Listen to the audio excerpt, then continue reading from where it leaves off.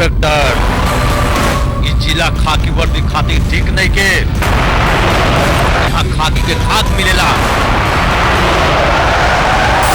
अरे पकड़ पकड़ पकड़, जल्दी जल्दी जल्दी जल्दी चल। ए रानी, बहुत दिन हो गए हो, कबले ऐसे निराश कर हो।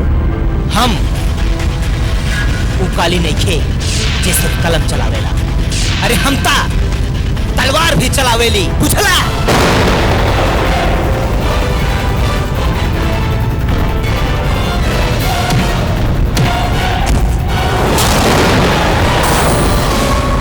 गुलाम बाड़े थे हमार, जे काम देवेला वो मालिक, और जे काम करेला वो नौकर। ए इंस्पेक्टर,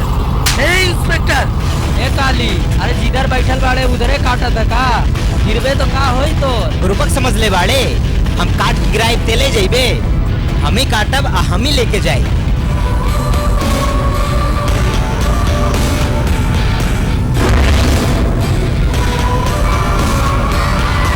खान, हर शहर में 4 दिन के मेहमान।